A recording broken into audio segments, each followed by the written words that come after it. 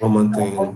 Bom dia a todos. Então, hoje a gente tem chegando ao fim a nossa disciplina de metodologia da pesquisa, né?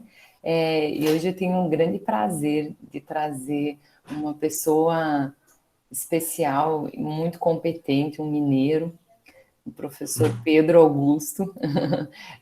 O Pedro, a gente chama ele de PA, estava chamando já de PA. Ele trabalha conosco no Laboratório de Ciências do Exercício, é educador físico e ele fez o mestrado e o doutorado em Minas, né, na UFGV, né, PA? Estou Não, enganada? o FJF. O FJF, desculpa, me desculpa. Né? De Juiz de Fora. E ele tem um conhecimento muito amplo de estatística, né? Sempre que a gente tem alguma dúvida, a gente recorre ao PA e ele é muito pontual, é um expert que nos ajuda muito nisso. Então, assim, essa aula eu acho que ter caído para ele foi maravilhoso. Bom, PA está contigo então, fica à vontade e vamos aproveitar então. Ótimo. Primeiro, muito obrigado, Eliette, pelo convite, pela apresentação, é sempre muito generosa nas palavras. Bom dia a todos. Como a Eliette comentou, eu me formei em Juiz de Fora e sempre me interessei por estatística. Eu realmente gosto bastante do tema, fiz diversos cursos, sempre que possível eu estudava um pouco de estatística, eu gosto bastante. E hoje a gente, né, foi pedido para comentar sobre alguns métodos de amostragem e diferenciar as variáveis contínuas e categóricas, desenhando a análise estatística básica. Bom, eu vou dividir a minha aula meio que em dois momentos. Um primeiro momento, onde eu vou resgatar alguns conteúdos que talvez algumas pessoas já tenham visto, já viram algumas na aula do professor Cláudio, mas acho que são conteúdos que eu talvez vou abordar de uma forma um pouquinho diferente, e eu espero que fazendo esse resgate solidifique esse conhecimento, porque tem alguns conteúdos que são imprescindíveis para a gente pensar em como calcular a amostra, tá? Em algumas, como que fazer esse procedimento. Então, duas primeiras perguntas que me vêm à cabeça, né, sempre quando se fala em cálculo da amostra, é qual o tamanho da minha amostra, né, qual seria o meu N, e o que que eu faço para calcular esse valor, chegar nesse número mágico, existe um número mágico, como que é isso? Bom, a experiência que eu tenho, se eu chegar e fazer uma pergunta dessa para um estatístico, por exemplo, encontrando com ele na rua, ele vai falar, não, vamos marcar uma reunião para eu tentar entender alguma coisa e tentar te ajudar, né? Porque é um procedimento muito, assim, muito complexo. Dentro da estatística, dependendo da análise, uma análise epidemiológica, de repente vai ser feita, existem alguns estatísticos que são especialistas em amostragem, né? Tamanha a complexidade que pode chegar esse cálculo. E o que eu espero, né, que durante a aula, ao final da aula, três conceitos fiquem, assim, bem firmes na cabeça de vocês, que é o conceito de erro alfa, o poder e a magnitude do efeito que de repente está sendo esperado observar, porque nos textos que tem sobre cálculo da amostra, que de repente vocês possam ver na internet, eles têm algumas, né, diferenças, principalmente às vezes alguma equação, dependendo do desenho do estudo, mas três fatores que são comuns na maioria dos textos são esses três conceitos, de erro alfa, poder e magnitude do efeito. Então, para que de repente alguém tente fazer em casa o cálculo da sua amostra, ou mesmo que precise às vezes procurar um estatístico, porque pode ser um procedimento que vai necessitar de um cálculo mais elaborado, esses três conceitos possivelmente serão pedidos pelo estatístico, né? Então, vamos iniciar. Eu queria comentar alguns passos básicos do que seria talvez um trabalho estatístico, né? Vocês já viram inúmeras vezes que a elaboração da pergunta ser respondida, e aí eu levanto uma questão de elaboração de um modelo conceitual fundamentado na literatura. E o que que seria esse modelo conceitual? É realmente todo estudo que é feito antes de coletar um dado, Porque antes de a gente passar realmente para a coleta de dados, eu preciso tentar entender, ou pelo menos poder discutir, por exemplo, quais relações existem entre as variáveis do fenômeno do desfecho que eu estou estudando. Essas relações, elas são diretas, elas são inversas. Eu consigo estabelecer um efeito de causa. Isso tudo vai impactar o tipo de teste, como que eu vou fazer um cálculo. Dependendo daquilo que eu coleto. Eu preciso fazer uma estratificação da análise. Por exemplo, vou estratificar a análise por sexo, classe socioeconômica, algum outro fator. E muito importante para a análise é a identificação de variáveis confundidoras. O que seria uma variável confundidora? Quando a gente vai fazer um trabalho, né, estatístico, um trabalho científico, basicamente a gente pensa em uma variável de exposição, uma variável que talvez eu vou manipular, né, que eu vou chamar de variável preditora, e o que que ela poderia causar, ou quanto ela está associada, dependendo do desenho do estudo, né, eu vou usar esses termos associados ou realmente causa, com uma determinada variável de desfecho. Só que pode ser que essa associação, essa relação causal aqui, ela seja confundida por uma outra variável. O que é o conceito de variável confundidora? É uma variável que ela se associa tanto com a variável de exposição, quanto com a variável de desfecho. Então, às vezes, ela mascara uma associação entre essas duas variáveis. Por exemplo, em fisiologia, praticamente a idade é uma variável confundidora em diversos aspectos. Por exemplo, a atividade física ela está associada com níveis pressóricos, né? Indivíduos que têm uma maior atividade física, né? O nível de atividade física maior tem os níveis pressóricos melhores, né? Mais controlados.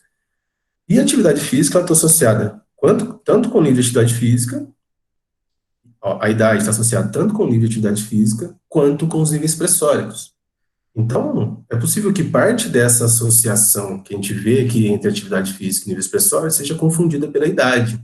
E às vezes eu preciso fazer um tratamento estatístico, ou se eu for comparar grupos com níveis de atividade diferente, que eu faça uma estratificação para que a idade seja variada entre esses grupos. Então, esse modelo conceitual vai me ajudar muito a entender quais variáveis eu preciso controlar ou ter algum efeito, porque depois, na hora que eu vou fazer um teste estatístico, ou calcular pensar em um cálculo do tamanho da amostra, às vezes eu preciso estratificar por essas variáveis de confusão. Né? A gente, se alguém de repente tiver alguma pergunta ou quiser interromper em algum momento, qualquer, né, os alunos, a IBET, qualquer pessoa, fiquem à vontade, tá? Fiquem à vontade. Bom, feito esse modelo conceitual, a gente vai então para a coleta de dados, né, e pensar numa análise de dados. Na verdade, no projeto, né, a gente já planeja a análise de dados antes de propriamente coletá-los. E para análise de dados, o que a gente vai comentar aqui? Uma primeira análise que eu sempre comento é uma análise apenas exploratória e descritiva. Eu digo apenas porque às vezes a gente acaba negligenciando esse tipo de análise e algumas vezes ela indica algumas possibilidades. Então, vou colocar um gráfico aqui, esse é um gráfico histograma que chama. Eu tenho aqui os valores da variável que eu estou analisando, tá? É uma variável só, o IMC, e vai de 15 até 40. E no eixo Y, eu estou indicando a frequência de ocorrência de cada um desses intervalos aqui.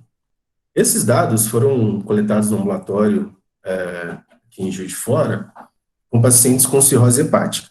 Tá? E quando a gente coletou os dados, a gente olhando essa informação aqui, nada a princípio chamou atenção, né? A gente tem essa distribuição e o valor de média, ele ficou ali centrado no local, no intervalo de maior ocorrência, o que talvez seria bem esperado na maioria das variáveis que a gente trabalha com dados biológicos, né? Beleza. A gente coletou também a força de preensão palmar desses indivíduos. Então, é um hand grip que chama, é um aparelhinho como se fosse um freio de bicicleta que se aperta e ele mede a força que você tem nos músculos que fazem a preensão palmar. E a conformação desses dados, ela foi, a distribuição aqui no histograma foi bastante diferente dessa outra que a gente viu. Pode ser uma característica da própria variável, mas, né, com o modelo conceitual que a gente pensava, a gente sabe que tem uma variável. Antes disso, a média também, outra coisa que chama atenção é que a média do grupo como um todo não ficou centrada naquele valor de maior frequência e ela parece estar um pouquinho deslocada do meio exato dessa, dessa amplitude que a gente está vendo aqui dos dados, né? Um pouquinho deslocada para a direita, provavelmente por causa desses valores aqui. E, pelo modelo conceitual, a gente sabe que tem uma variável que acaba influenciando a força, é o sexo. Quando a gente diferenciou aqui pelo sexo, a gente vê que realmente o sexo ele provavelmente vai explicar o porquê que isso daqui tava, essa distribuição estava um pouquinho diferente. Então, quando pensar num planejamento, vale muito a pena também olhar para os dados apenas em formatos gráficos, boxplot, histograma, ainda sem fazer muitos testes estatísticos. Tá?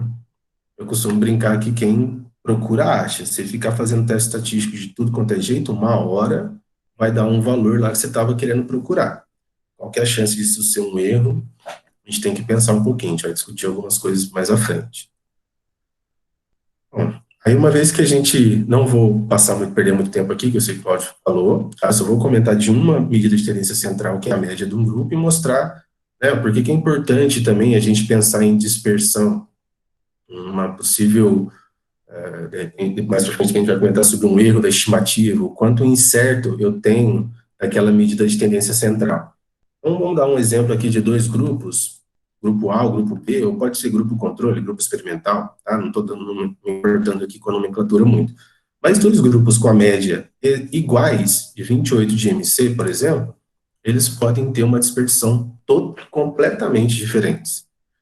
E em algumas situações, eu posso querer tentar investigar por que esse grupo tem uma dispersão tão grande em relação a esse. Tá? Às vezes eu posso tentar depois explicar isso. Isso pode ter uma formação interessante. E vejam que aqui a gente não está comentando de teste nada ainda, apenas observando realmente a distribuição dos dados. Bom, e aí, antes de falar um pouquinho de probabilidade, eu vou comentar só essa distribuição normal, vocês, né, já viram também com o Cláudio, não vou... Ela é uma distribuição de probabilidade que tem mais ou menos esse formato aqui, né, de sino. E em muitos cursos de análise de dados, eu também, pelo menos nos que eu fiz, assim, a gente tem meio que uma dicotomia que não existe, na verdade, né? A gente faz um teste com uma distribuição normal, a Eliette até me mandou uma figura que foi bem bacana, tinha a distribuição normal e tinha a distribuição paranormal, como se fosse todas as outras. E essas paranormais existem diversas distribuições de probabilidade, tá?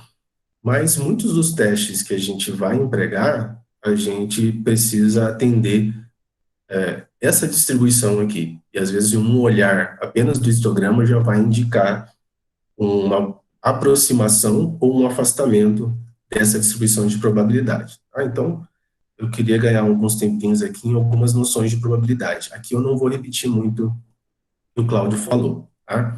Mas vamos pensar num experimento aqui, entre aspas. Vamos considerar um dado, tá? Eu vou jogar um dado e eu estou colocando aqui que eu considero esse dado honesto. Isso é muito importante. O que eu chamei aqui de dado honesto? É um dado onde ele não tenha pesos diferentes, dependendo do lado que eu quero que caia para cima. Tá? Que seja um dado realmente honesto e o peso distribuído seja de maneira homogênea. Então, se eu tiver um dado nesse sentido, eu vou ter as possibilidades de evento, né, jogando um dado apenas, vai ser 1 2, 3, 4, 5, 6. E a probabilidade de cair cada um número desse, jogar uma vez apenas, eu vou ter a mesma probabilidade para cada um. Eu posso transformar isso numa distribuição de probabilidade para poder analisar. Então, aqui no eixo X estariam os meus eventos, tá? De 1 a 6, e eu vou desenhar a probabilidade de ocorrência daqueles eventos. Nesse caso aqui, seria uma distribuição uniforme. Todos os eventos têm a mesma probabilidade de ocorrer. Agora vamos complicar um pouquinho esse experimento. Então, agora eu vou jogar 2 dados. Também preciso atender, né, a questão dos dados serem honestos. E eu quero agora, o meu evento de interesse é a soma dos 2 valores que caírem para cima. E, nesse caso, eu teria as seguintes possibilidades de evento, né? Desde o número 2 até o número 12. Então, a menor possibilidade seria cair os 2 dados, tanto o primeiro dado quanto o segundo dado, com a face de número 1 para cima. O número 3, eu já tenho 2 possibilidades. Ou o primeiro dado cai o número 1 e o segundo cai o número 2, ou o primeiro dado cai o número 2 e o segundo cai o número 1. O número 4, eu já tenho 3 possibilidades de ocorrência. E isso vai ocorrendo para cada valor. O quinto, eu já aumento uma possibilidade, até o valor aqui, que seria, né, o valor central, eu tenho o pico, o maior número de possibilidades possível. E nesse experimento, depois, vai diminuindo o número de possibilidades, né, de probabilidade que eu tenho da ocorrência desses determinados eventos. Então, eu poderia traçar aqui também uma curva. E nesse caso, eu teria uma distribuição de probabilidade que teria a curva com esse desenho aqui, ó. E eu posso garantir que embaixo dessa curva eu tenho 100% das possibilidades, né, das probabilidades de ocorrência desses eventos aqui, ó. Então eu falo que a área sob essa curva seria 1. Tá? Nesse caso, eu tenho 36 combinações aqui dentro, ó. E a partir disso, né, sabendo o formato aqui, quais são as possibilidades em cada evento, conhecendo toda essa distribuição, eu posso tentar fazer alguns cálculos. Por exemplo, vamos supor que eu quero saber a probabilidade da soma dos dados ser maior ou igual a 10. O que eu quero saber é esse lado aqui da curva. Então, eu tenho 3 possibilidades para o evento 10, 2 para o 11 e uma para o 12. Conhecendo esse valor, conhecendo o meu total, eu consigo calcular a probabilidade. Então, são 6 possibilidades num total de 36. A probabilidade, então, da soma dos dados ser maior ou igual a 10 é de 16,67%. Tá? Bom, qual a importância dos dados serem honestos, né? Eu terem algumas condições atendidas. Por que que isso é muito importante? Porque essas condições, as faces dos dados com pesos diferentes, né, elas vão afetar o desfecho. Eu estou analisando aqui o evento, a soma dos valores que eu estou analisando. Desculpa. Então, quando a gente vai planejar uma pesquisa, a gente deve pensar em quais condições, por exemplo, características da amostra, a temperatura do ambiente onde eu vou fazer uma coleta de dados, o que que eu devo controlar, né, eu preciso controlar para excluir ou pelo menos minimizar a influência no desfecho do estudo. Claro que existem algumas condições que às vezes eu não consigo controlar, né? Vai entrar talvez em limitação do estudo, enfim, mas eu preciso saber, né, a gente tem que pensar quais são essas condições que podem influenciar o estudo. Porque esses fatores, eles vão, né, influenciar a tomada de decisão. A gente vai ver qual seria essa tomada de decisão para frente. Então, por exemplo, a intervenção que eu estou investigando, ela foi eficaz em reduzir a taxa de mortalidade, por exemplo? O quão confiante eu estou para fazer essa afirmação? Guardem, por favor, essa pergunta aqui e a palavra confiante, né? Quão confiante eu estou para fazer essa afirmação? A gente vai discutir sobre a questão do intervalo de confiança, a importância que cada vez mais vem se dando a esse intervalo. Até aqui, alguém tem alguma dúvida, gente? A gente pode continuar, tá tranquilo? Tá ótimo, Penata, bem excelente. Tá. Beleza, então vamos embora. Bom, vamos continuar um pouquinho nos cálculos. Acho que vocês já viram, não sei se vocês já viram, algumas pessoas já viram sobre esse Z-score. O que é o Z-score? Ele indica quantos desvios padrão um determinado valor X se afasta da média. Então, o cálculo é esse daqui. O Z-score pode ser negativo, então, se esse valor for menor do que a média, o cálculo vai dar negativo. Se esse valor, eu estou querendo analisar um valor pontual, específico, for maior do que a média, esse cálculo vai dar positivo. Então, vamos pegar a seguinte situação aqui, ó. Suponha que, em uma amostra de 60 pós-graduandos, a média do IMC foi 25,5 e desvio padrão de 1,5. Então, vamos considerar essa situação hipotética aqui. E aí eu faço a seguinte pergunta. Quantos desvios padrão as seguintes pessoas se afastam da média? Uma pessoa que eu chamei de A aqui, tem um IMC de 27, uma pessoa B, um IMC de 24. Quem, de repente, conseguir mentalmente aí, já tenta ver quantos desvios padrão essas pessoas se afastariam da média. Mas eu vou apresentar o cálculo aqui. Então, a pessoa A, é só a gente substituir os valores. A pessoa A tem 27, menos 25,5, que é a média do grupo. Esse valor aqui dá 1,5, positivo. Dividido por 1,5, eu tenho o Z-score de 1. Isso significa que essa pessoa se afasta da média um desvio padrão e acima da média. A pessoa B, substituindo os valores aqui, então, eu faria 24 menos 25,5, daria um valor de menos 1,5, dividido por 1,5 tem menos 1. Essa pessoa se afasta, então, um desvio padrão, mas abaixo da média.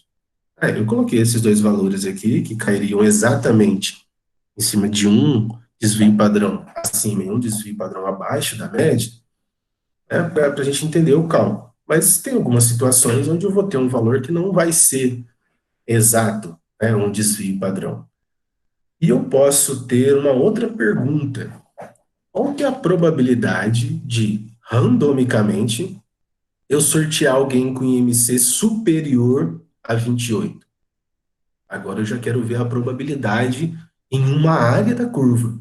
Estou vendo probabilidade, eu vou ver agora uma área da curva. E isso é importante, eu preciso considerar, eu coloquei aqui, considere a distribuição normal dos dados.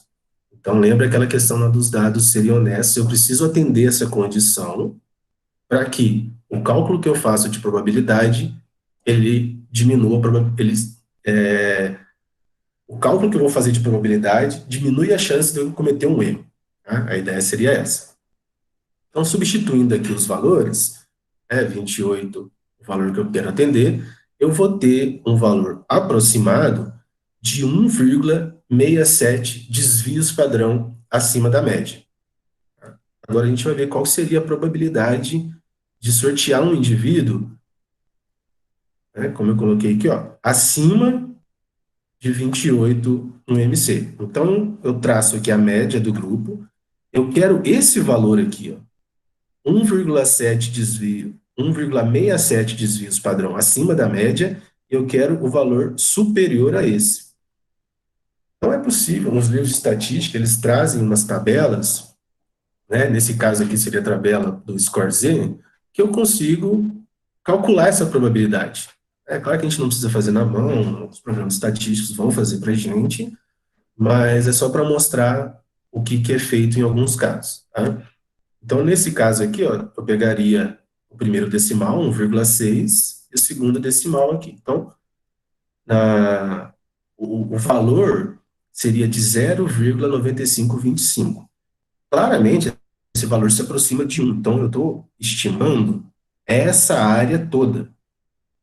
probabilidade no Z-score, ela dá do valor à esquerda do desvio padrão que foi calculado.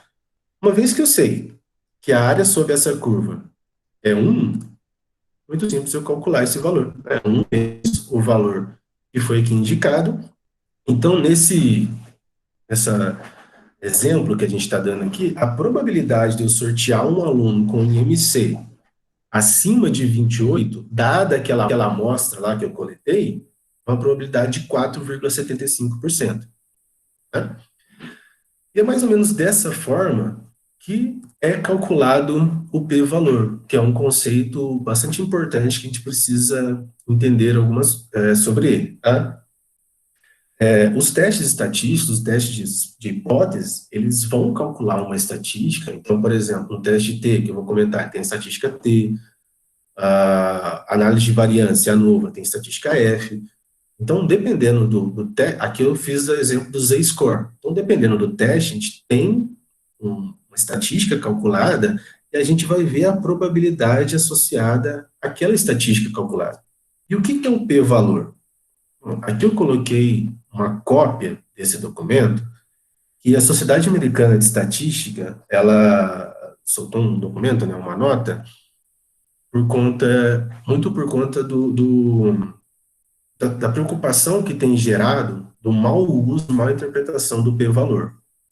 Então, ela coloca, informalmente, o p-valor é a probabilidade sobre um determinado modelo estatístico que, né, o sumário estatístico de uns dados, por exemplo, a diferença entre duas médias seria maior seria igual ou ainda mais extremo do que aquilo que foi observado. Tá? E geralmente nos testes estatísticos, os testes de hipótese, né, que a gente usa na área da saúde, na grande maioria deles, é setado esse valor de um P ser menor ou igual a 0,05, a gente aceita aquilo como estatisticamente significante. Eu vou colocar essa frase aí meio que entre aspas, tá? Vou falar por quê depois. E o que os testes de hipóteses, eles testam, então, né? Testam, obviamente, as hipóteses. Então, uma primeira hipótese de nulidade, ou seja, nessa hipótese nula, ou hipótese de nulidade, considera-se que o efeito que eu observei ali, então, de repente, uma diferença entre duas médias, eu tenho um grupo A e grupo B, e vi que a média do grupo A é menor do que a média do grupo B. Se eu aceitar, né, se eu não consigo rejeitar a hipótese nula, então eu considero que esse efeito que eu observei, a diferença entre as duas médias, aconteceu devido ao acaso. Né? Mas quando eu rejeito essa hipótese, eu tenho então a hipótese alternativa, que ela considera que o efeito observado seja realmente algo real, devido ao fenômeno que eu estou estudando, a variável, talvez, que eu manipulei no estudo, que está explicando. Quando eu falo variável manipular, é aquela que eu vou comparar os grupos, tá, gente? Não pensem em manipulação de dados, né? Nesse sentido, não. E ela indica, então, a probabilidade de ocorrer essa diferença, considerando a distribuição de referência, então, aquela distribuição de probabilidade de referência, se é uma distribuição T, gama, normal, uma distribuição de referência. Então, a probabilidade de ocorrer essa diferença é muito pequena. Tá? Por isso, considera que o efeito observado seja real. E tem um texto nesse site aqui, ó, quem quiser, de repente eu posso passar depois, é só copiar isso aqui, jogar no Google, vai direto nesse site que tem esse texto e coloca o que é a ciência, como e por que ela funciona. Um texto, né, do Neil deGrasse Tyson, que é um astrofísico, e tem uma frase específica que eu queria destacar aqui, que ele coloca, achei muito interessante. Esse destaque em vermelho foi eu que dei, tá? Mas ele coloca: faça tudo o que for possível, faça o que precisar para evitar se enganar em pensar que alguma coisa é verdade quando ela não é, ou, né, em pensar que alguma coisa não é verdade quando ela é. Muitas vezes dessas questões de publicar, que a gente tem impressão, talvez isso um número de publicações, enfim, todas essas questões que talvez vocês já tenham, de repente, ficar pensando ou discutindo com alguém, a gente tem que evitar ao máximo enganar, né, nos enganar que alguma coisa é verdade quando ela não é, e uma coisa não é verdade quando ela é. Então, quando ele coloca essa frase, especificamente, ele está falando dos tipos de erros. Isso daqui, esse slide tem que ficar sedimentado na cabeça de vocês, tá, gente? Todo mundo. Então, se alguém tiver alguma dúvida ao final dele, me pare, por favor. A primeira coisa, as conclusões resultantes de uma pesquisa, elas podem estar erradas. A gente vai tentar diminuir essa probabilidade. Então, eu tenho aqui a situação, que eu chamo de tomada de decisão, a partir do teste. Então, para que lado que eu vou, e o que é a realidade, o fenômeno natural, aquele que eu estou tentando observar, é aqui que eu vou tentar chegar. E eu tenho duas possibilidades, ou eu aceito a hipótese nula, ou eu rejeito a hipótese nula. A verdade aqui seria, eu não consigo rejeitar a hipótese nula, né? Melhor falando. E eu tenho a seguinte situação, a hipótese nula na realidade ela era verdadeira, ou a hipótese nula na realidade ela era falsa. Eu tenho agora aqui 4 possibilidades, né? 4 combinações de tomada de decisão e o que era realmente na realidade. Então, um primeiro efeito, eu aceito a hipótese nula e ela era verdadeira, beleza, eu acertei, tudo bem. E a outra possibilidade, eu rejeitei a hipótese nula e ela era realmente falsa. Beleza, eu também acertei. Mas pode ser que exista uma situação onde eu vá rejeitar a hipótese nula e ela era verdadeira. Esse erro é dado o nome de erro do tipo 1 ou erro alfa. Essa possibilidade aqui, eu quero tentar minimizar ao máximo. Então, pensando, por exemplo, na investigação de um determinado medicamento para uma determinada doença. Se eu rejeito a hipótese nula, eu falo que aquele medicamento realmente fez diferença. E às vezes a hipótese nula não era verdadeira. Né? Por que esse daqui eu tenho que controlar muito? Porque nessa situação, às vezes eu vou falar que um medicamento ou alguma outra intervenção ela é eficaz, e a população, as pessoas para quem eu quero extrapolar os meus resultados, vão acabar tomando seguindo aquela informação que aquele artigo passou. Então, se fosse no caso medicamento, tomar um medicamento. E às vezes vai tomar um medicamento que não tem efeito e que tem alguns efeitos colaterais. Né? Então, esse daqui eu quero tentar minimizar ao máximo esse tipo de erro. Tá? A possibilidade de rejeitar a hipótese nula quando a hipótese nula era verdadeira.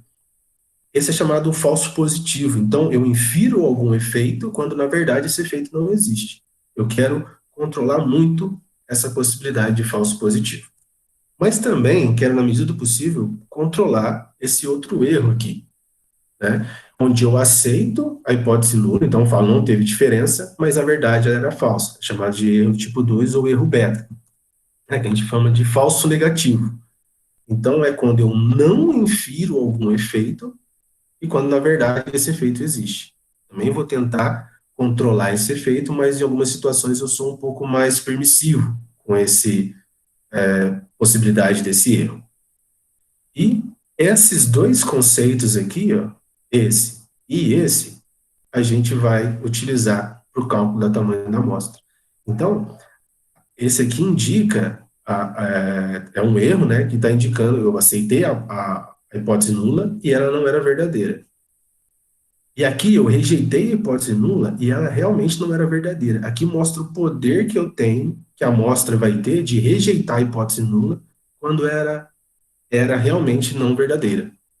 Tá? Então, esses dois conceitos aqui precisam estar bem sedimentados. Eu vou voltar neles ainda nessa aula, porque eles precisam ficar realmente sedimentados.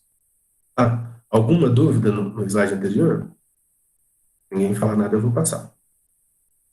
Beleza. Bom, aí eu vou comentar rápido de alguns testes de hipóteses que existem, tá? Não vou ficar falando muito, mas apenas para ajudar no possível planejamento do trabalho de análise de dados de vocês.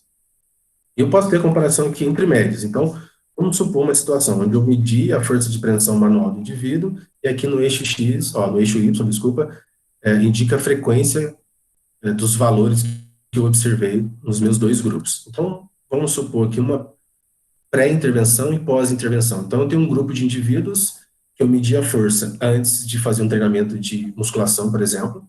Aí dou o treinamento para esses indivíduos, depois meço a força de novo. Eu vejo essas duas distribuições aqui, ó, né, que eu vou atender um determinado critério. Essas duas distribuições do pré e pós. Será que isso aqui é realmente diferente, é estatístico? O teste que eu posso utilizar é chamado de teste T para amostras dependentes. Né? E eu tenho, para fazer esse teste, eu preciso atender um critério, que é chamado um pressuposto de normalidade. Tá? Então, aqui que eu vou testar, por exemplo, se os meus dados são honestos ou não. Né? Caso não dê o pressuposto de normalidade, não quer dizer que meu dado não é honesto, mas quer dizer que eu não vou poder utilizar aquela distribuição de probabilidade especificamente. Então, eu vou ter que utilizar uma outra distribuição de probabilidade, talvez, e pensar em algum outro teste. Tá? A gente não vai comentar aqui outros testes, mas se algum dia alguém precisar, pode entrar em contato que a gente conversa sobre outros possíveis testes. E aí, testes que vão, né, me indicar se a distribuição é normal ou não, que eu posso utilizar, é o chamado teste Shapiro-Wilk e o teste Kolmogorov-Smirnov. Vou apenas citá-los. Eu tenho uma outra situação onde eu teria também duas médias, mas agora eu tenho pessoas diferentes. Eu tenho um grupo controle e um outro grupo de indivíduos que compôs o grupo experimental. Nesse caso, eu faria um teste T também, mas eu falo que é um teste T para amostras independentes. Tá? É um outro tipo de teste T. Da mesma forma, eu tenho que atender esse pressuposto de normalidade e tenho que atender também o pressuposto de homogeneidade de variância, né? Seria analisado pelo teste Levin. Atendido esses dois pressupostos, eu posso realizar o teste e a tomada minha de decisão diminui a probabilidade de ser um erro. Posso ter uma outra situação onde eu tenho um terceiro grupo aqui. Nesse caso, eu poderia pensar em fazer um teste T entre o grupo 1 e o grupo 2, um outro teste T entre o grupo 2 e o grupo 3, e um outro teste T entre o grupo 3 e o grupo 4. Desculpa, entre o grupo 3 e o grupo 1. Essa conduta seria errada, tá? Que eu aumentaria a probabilidade de cometer um erro do tipo 1. Por conta disso, eu devo fazer uma análise que é chamada de análise de variância, nesse caso de um fator, e o fator que eu estou testando aqui seria o fator grupo. Bem? Também preciso testar alguns pressupostos, nesse caso de normalidade, de homogeneidade de variância e ainda mais um, de esfericidade, que seria analisado pelo teste de Malk. Associação entre variáveis numéricas. Acho que vocês já viram com o Cláudio, então eu só vou comentar que seriam possibilidades para análise de regressão e análise de correlação. E uma coisa importantíssima, essa análise não determina a causalidade, tá? Quem determina a causalidade é o desenho de estudo. E aí, só como exemplo aqui, tem um site muito interessante, se vocês quiserem entrar nesse site aqui, ó, ele indica correlações espúrias. E são dados dos Estados Unidos reais, tá? Olha só, olha a correlação. Um R de 0,94 entre o consumo per capita de queijo e o número de pessoas que morreram ao se enroscarem nos lençóis. Falar isso aqui para um mineiro não deveria ser falado. Falar para o mineiro não comer queijo. Então, imagine que isso aqui são os dados reais e uma correlação altíssima, né? São só correlações espúrias. Olha um outro.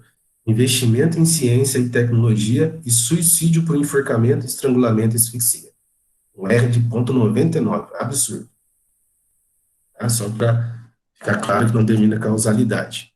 E a associação entre variáveis categóricas, aqui eu vou falar um pouquinho dessa tabela 2x2, depois eu vou mostrar um site para a gente analisar, que essa tabela a gente consegue analisar diversos testes, tá? Eu vou mostrar aqui alguns, mas tem várias situações que seriam possíveis de se analisar. Então, vamos supor uma situação onde eu tenho um grupo de doentes, um grupo de não doentes, uma determinada doença que eu esteja estudando, não importa qual, e eu quero saber se o sexo, né, a proporção de pessoas do sexo feminino e do sexo masculino é diferente entre os dois grupos. Então, eu faço uma tabela que é chamada tabela 2x2 aqui. O que é isso? Eu tenho as pessoas do sexo feminino que tinham a doença, as pessoas do sexo feminino que não tinham a doença. Aqui eu tenho o total de pessoas do sexo masculino, pessoas do sexo masculino doentes. E aqui o total de pessoas do sexo masculino. Se eu quiser ver se essa proporção aqui é diferente, eu tenho dois testes que eu posso fazer, chamado teste quadrado e o teste exato de Fischer. Aí a gente vai dar um exemplo desses dois hoje no finalzinho. Uma outra situação que acredito que essa não seja muitas pessoas que tenham visto, é chamada de razão entre proporções. Eu vou utilizar a mesma tabela que eu acabei de mostrar, olha só. Só que agora eu troquei a palavra aqui feminino e masculino para expostos e não expostos. Então, eu estou querendo ver um fator de exposição, se ele estaria associado a uma determinada doença. Do mesmo jeito, eu tenho aqui expostos doentes, expostos não doentes, não vou repetir aqui o que eu acabei de falar. Eu posso querer ver a razão de prevalência. Então, para isso, eu vou ver, primeiro, qual que é a prevalência da doença entre os expostos. Então, eu tenho que pegar a quantidade de doentes entre aqueles indivíduos que foram expostos pelo total de indivíduos que foram expostos. Então, quantidade de doentes, dado que ele foi exposto, pelo total de indivíduo que foi exposto. E aí calculo a prevalência entre os não expostos.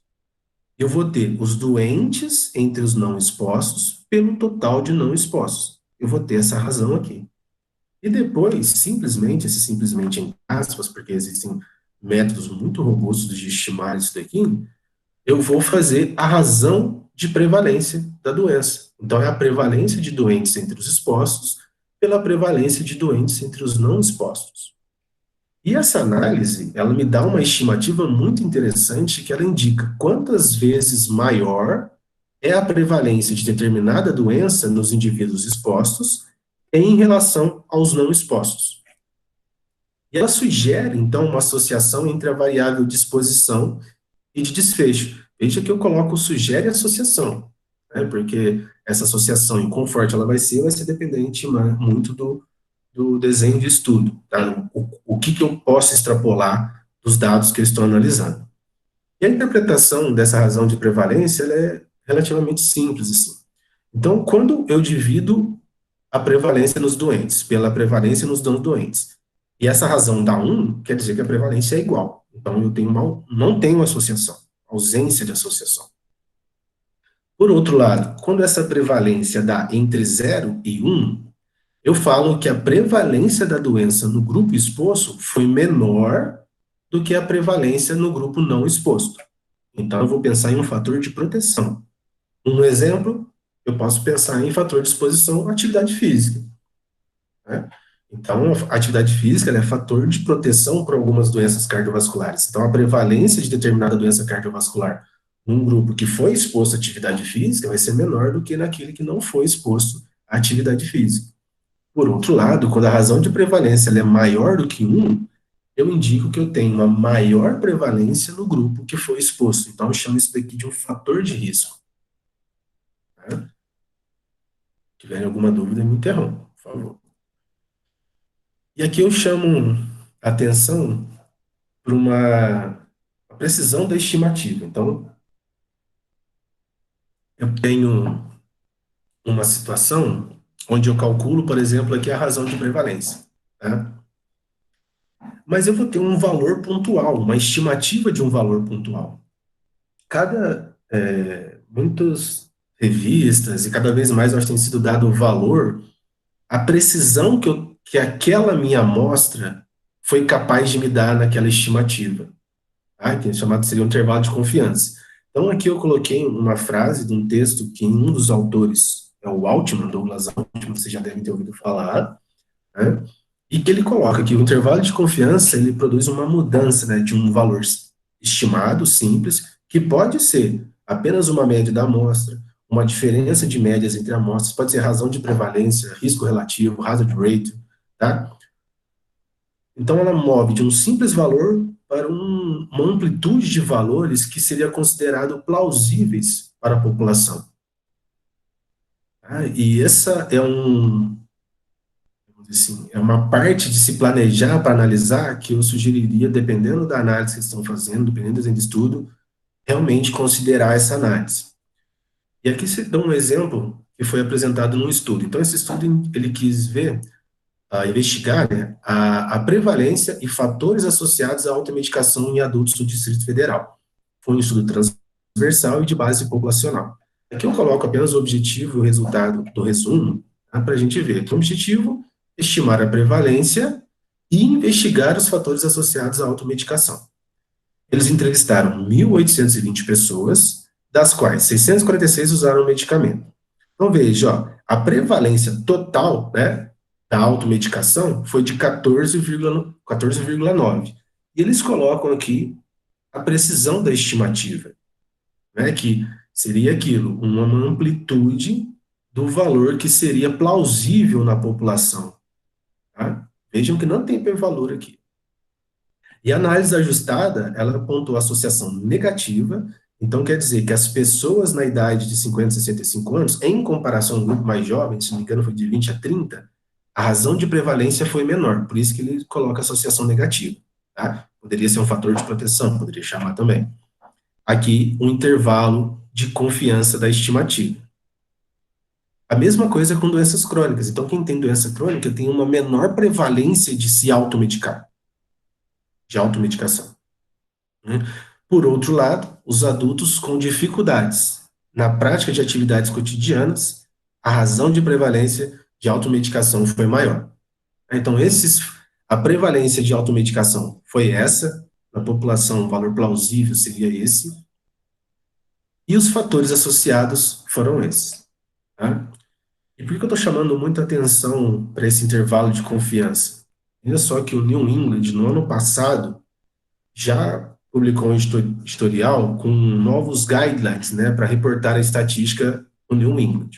Eu coloquei um trechinho aqui específico, eu queria ler com vocês. Olha só, os novos guidelines, eles discutem diversos aspectos para reportar os estudos no jornal, incluindo um requerimento para trocar o p-valor, os valores de p-valor, né, com estimativas de efeito ou associação e intervalo de confiança.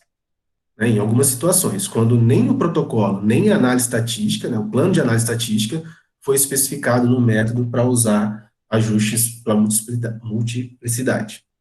Veja só que interessante mesmo, os editores do jornal e os estatísticos, né, eles têm aumentado a preocupação em relação ao sobreuso e má interpretação dos testes de significância e o p-valor na literatura científica. Vejam que isso, né, ele está também eles citam, né, a recente publicação da Sociedade Americana de Estatística. Então veja que eu não estou falando, obviamente, para deixar os testes de hipótese para lá, não é nada disso. Mas é que a gente, quando vai analisar um dado, precisa também se atentar a outros fatores, tá? Não só especificamente o p-valor. E aí, passando rápido, as etapas bases da estatística. A gente tem os tipos de variáveis, vocês já viram, categóricas e numéricas. A gente tem que pensar em analisar uma análise exploratória, descritiva, analisar os testes de hipóteses e também, principalmente dependendo de algumas situações, avaliar a precisão da estimativa no intervalo de confiança. Tá? E agora a gente inicia uma segunda parte da aula. Bom, até aqui alguma dúvida? Não, tá para ir. Muita coisa foi resgate, né? Mas são resgates que precisavam ser feitos. Bom, beleza. Para o cálculo do tamanho da amostra, então. Então, a gente tem um estudo, né? A gente tem aqui uma população que é para quem, vamos dizer assim, né? Para o grupo de pessoas, né? Uma população que eu vou depois querer extrapolar meus dados. E para isso eu seleciono uma amostra de indivíduos. Eu quero saber qual que é o número que eu preciso ter, né? E como são os critérios que eu preciso para esse número, como calcular. Aquelas duas primeiras perguntas que eu comentei no início da aula. E aí aqui eu trago uma frase também do Douglas Altman, é um texto dele especificamente específico de cálculo da amostra. Para quem não conhece, às vezes já ouviu falar do teste de Bland-Altman, é esse senhor aqui que, né, foi um dos autores desse teste. Ele fez diversas outras contribuições para análise de dados na literatura médica, por exemplo. E ele coloca que a abordagem para o cálculo do tamanho da amostra, ela vai depender da complexidade do desenho de estudo. Então, a gente vai ver aqui alguns conceitos, vou mostrar alguns cálculos, mas, obviamente, essa aula ela não vai esgotar as possibilidades. Talvez nenhum curso esgotaria, isso é muito, muito difícil. Tá? O primeiro conceito, a gente já comentou, é a questão do erro alfa. Né? Então, é aquela... Qual que é a probabilidade que eu vou ter de cometer, de falar que eu tenho algum efeito, eu tenho algo diferente, quando, na verdade, aquilo não existe? Normalmente, nos cálculos, é colocado o valor de 5% ou, em alguns casos, de 1%. A maioria das vezes que a gente vê é um erro alfa de 5%. Tem também o poder da amostra, que ela vai representar a probabilidade de detectar uma diferença, considerando um P menor que alfa, veja que eu nem coloquei aqui o valor de 0,05, depende do que for considerado, e assumindo que a diferença de uma dada magnitude, esse termo aqui é muito importante, que a diferença de uma dada magnitude, ela realmente existe. Na maioria dos trabalhos é colocado de 80% a 90%, mas tem alguns colocam até mais, 95%. E seria aquele valorzinho aqui, ó, 1 menos beta, eu comentei lá no meio da aula, que é a capacidade de rejeitar a hipótese nula quando ela realmente é falsa. Então, esse valor aqui, eu tenho também que determinar. Por exemplo, e o que, né, o poder ele indica? Por exemplo, um estudo com poder de 80%, ele indica que ele tem uma chance de 80% de detectar a diferença entre dois tratamentos, por exemplo, se uma real diferença da magnitude que foi assumida existir na população. Então, é daquela magnitude, ou acima dela, tá? Uma magnitude ainda maior. E o outro conceito de tamanho do efeito. Aqui eu estou apresentando uma visualização gráfica do que seria o tamanho de efeito para comparação entre duas médias.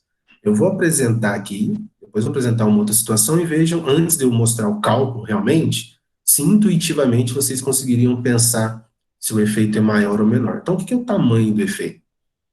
Para comparação entre médias, eu analiso os dois valores, tá, dos dois grupos, dada uma determinada dispersão que eu tenho entre aqueles grupos. Então, isso é o tamanho do efeito, é o quão diferentes os grupos são, dado uma dispersão que eu tenho entre eles. Isso para cálculo de tamanho do efeito para comparação entre médias. Então, ó, vamos visualizar aqui, continuar visualizando aqui. Aqui eu tenho a comparação entre o grupo A e o grupo B, e a comparação entre o grupo C e o grupo D. E eu fiz propositalmente que a diferença entre médias, independente da variável que seja essa daqui, é a mesma. Essa daqui, a distância dessas duas médias aqui, tá? Essa tracinho, é a mesma. Tudo bem? A única coisa que eu quis modificar aqui é a distribuição dentro desses dois grupos. Pensem com vocês aí, se vocês acham que o tamanho do efeito é maior nessa comparação A com B, ou se seria maior na comparação C com D, tá?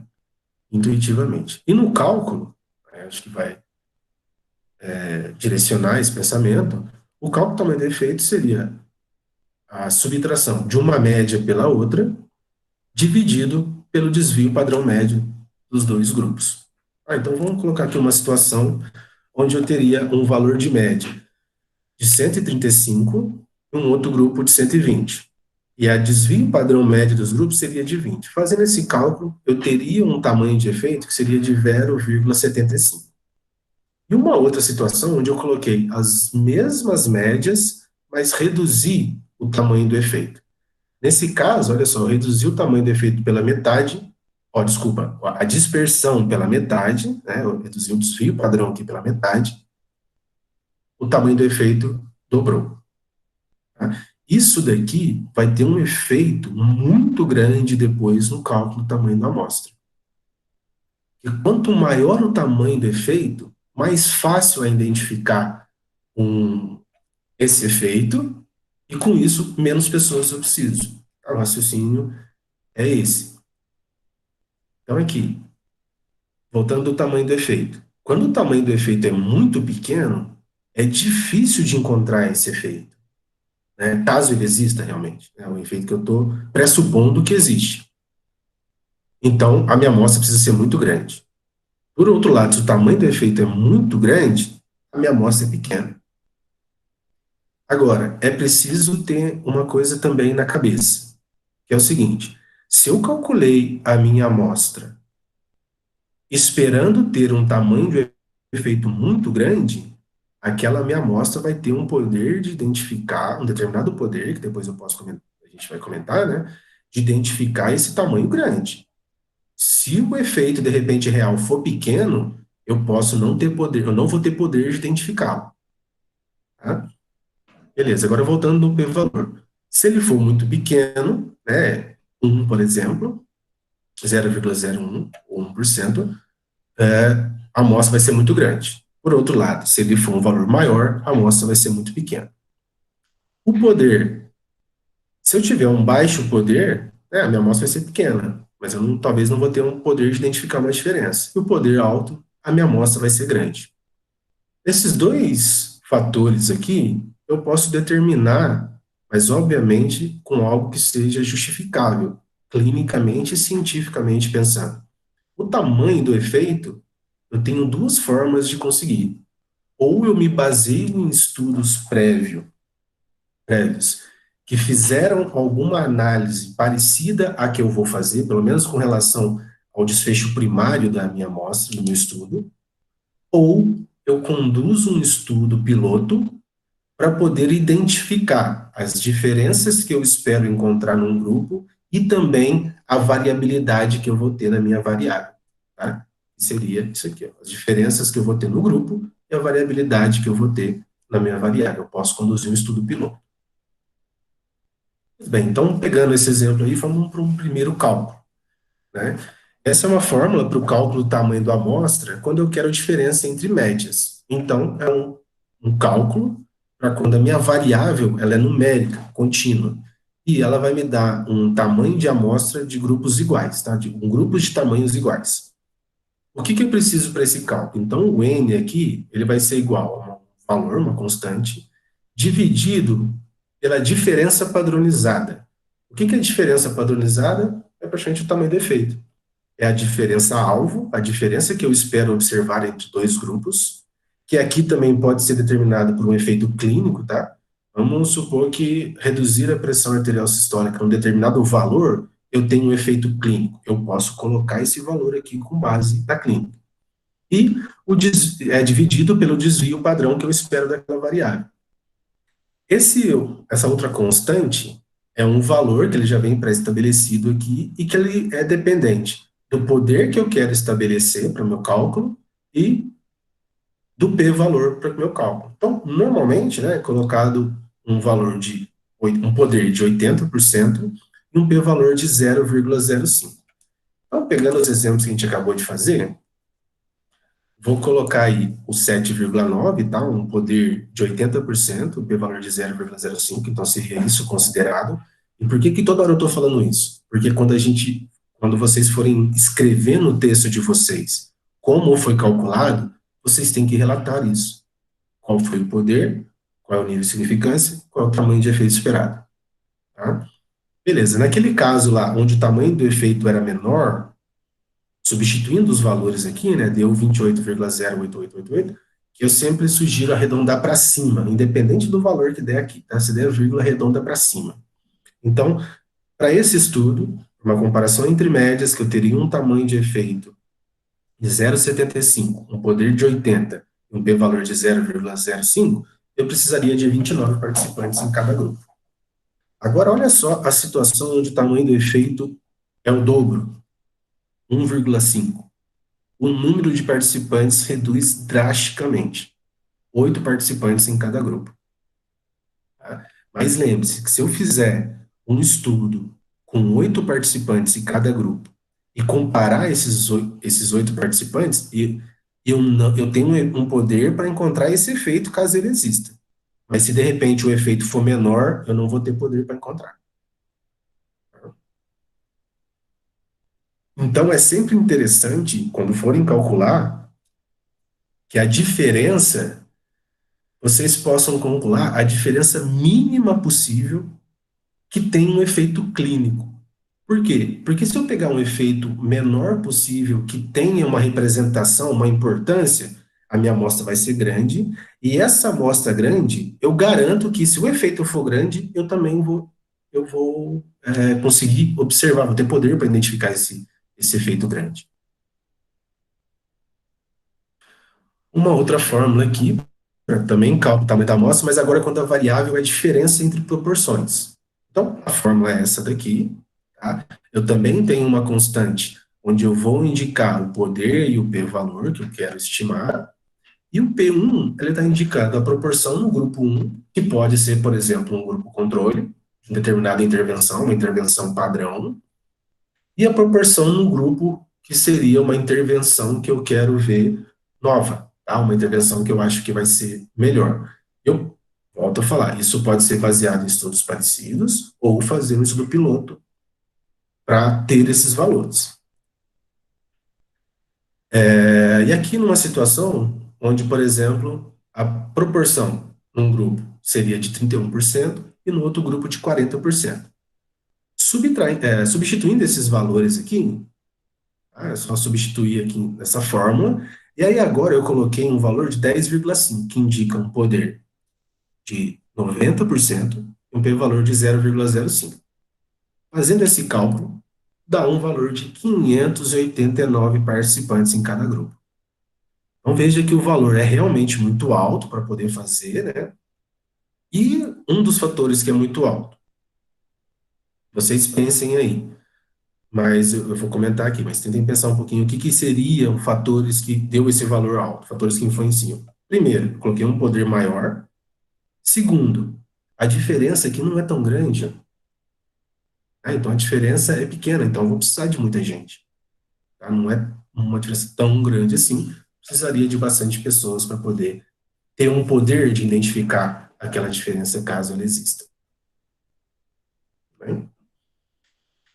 E aí, nesse texto, um artigo, pequenas páginas assim, mas bem interessante, os conceitos que ele coloca um checklist aqui para clinical trials, mas que muitos deles a gente pode levar para qualquer cálculo que a gente pense em fazer da amostra. Então, a primeira questão, estime a taxa de eventos no grupo controle. Né? Isso pode ser feito extrapolando de uma população semelhante à esperada no estudo. Eu preciso estimar isso. Determinar a menor diferença com relevância clínica para o desfecho primário. Né? Então, isso aqui é muito importante. Determinar o poder do estudo que seja justificável clinicamente. Não faz sentido beleza, vou fazer o cálculo lá, coloco um poder de 50% para minha amostra ficar pequena e eu conseguir fazer o estudo. Mas isso não seria justificável. Né? Eu não vou ter um poder de identificar uma diferença. Então, por que eu vou fazer aquele estudo? Por outro lado, determinar um nível de significância, o erro alfa, que seja cientificamente aceitável.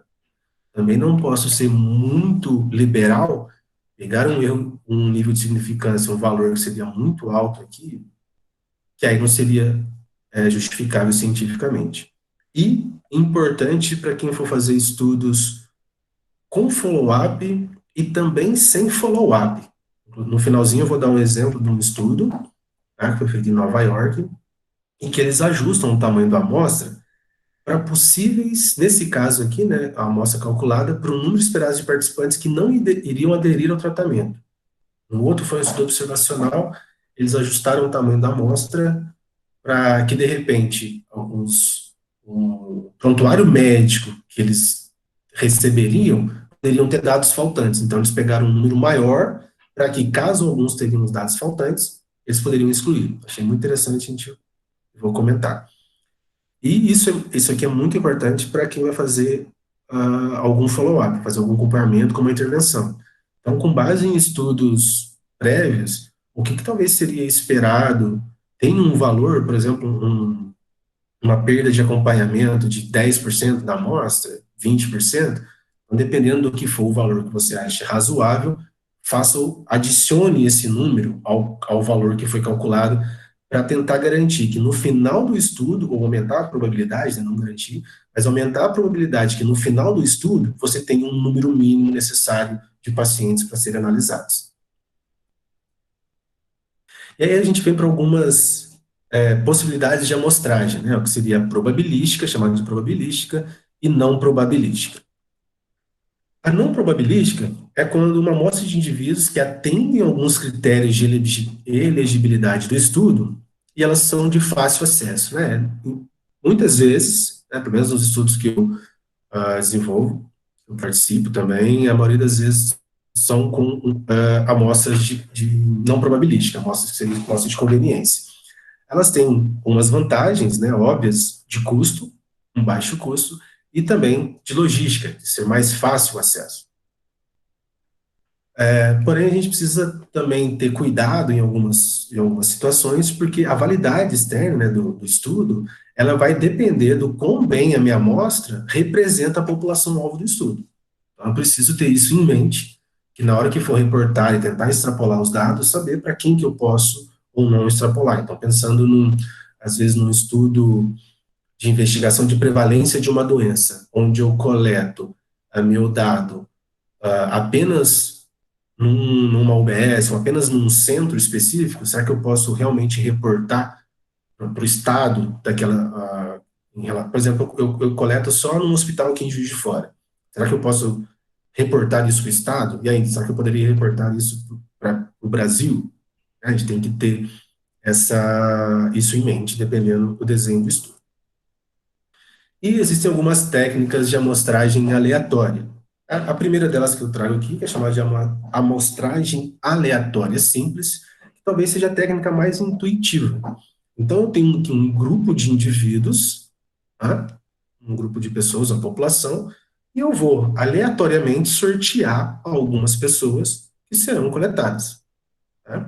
Obviamente, até aquele número que eu calculei, é um número mágico. E é considerada, né, uma amostragem aleatória simples quando cada caso da população, cada sujeito aqui da população, tem a mesma chance de compor a amostra final. Se eu tiver essa característica, eu estaria fazendo uma amostragem aleatória simples. Mas dependendo da situação, ela implica em uma logística muito difícil. Em algumas situações, eu tenho uma outra técnica, né, que é chamada de amostragem estratificada, que ela é muito interessante, assim, ela dá um passo à frente em relação à amostragem aleatória simples, para uma determinada característica. Então, a primeira coisa a ser feita é, os extratos que eu vou investigar, eles são selecionados ou escolhidos para que tenha uma determinada característica, que os casos, né, similares, eles sejam agrupados nos diferentes extratos. Então, aqui eu vou ter algumas características nesse extrato, e aqui algumas outras características entre esse grupo. E que essa característica, né, ela é interessante quando os casos em cada extrato, eles são similares quanto ao desfecho que eu estou estudando. Então, eu vou escolher esses extratos e que eles sejam similares quanto ao desfecho que eu estou estudando. Numa segunda etapa, então, alguns casos de cada extrato são selecionados aleatoriamente para garantir que eu vou ter um número suficiente de indivíduos na minha amostra que represente cada extrato daqueles desfechos que eu estou analisando. Tá? Então, essa seria a segunda etapa da amostragem aleatória estratificada. Uma desvantagem dessa tipo de amostragem é que a análise dos dados ela é mais complexa. Tá? E uma outra coisa que eu esqueci de comentar, esse conteúdo aqui, né, ele está nesse livro que chama Open Inter Statistics, eu esqueci de comentar dele, que eu acho que é uma iniciativa muito interessante, tem um site, tá? Se vocês quiserem colocar Open Intro na internet, ele tem um livro, é gratuito, pode baixar um PDF, tem muita informação de estatística lá, não necessariamente estatística em saúde, mas dá para a gente transferir os exemplos que eles apresentam. Tá? É um livro muito bom, muito interessante e gratuito, né?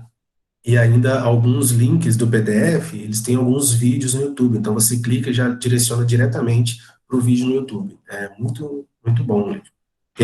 Tem algumas coisas no site também de matemática. Mas voltando aqui para a aula, uma outra técnica, né, é eu dividir a minha população no que eles chamam de clusters, né? E aí o que seriam os clusters? O cluster ele é indicado que, diferentemente da análise estratificada, onde dentro do estrato eu tinha indivíduos similares, agora a ideia é ter dentro dos clusters grande variabilidade entre os casos. Mas os clusters entre si não seriam muito distintos. Tá? E quando eu faço essa amostragem por agrupado, aí eu vou selecionar aleatoriamente qual cluster que vai ser investigado e todos os indivíduos daquele cluster teriam os dados coletados. Né? Seria feita entrevista, uma coleta de dados com amostra sanguínea, por exemplo, né, glicemia capilar.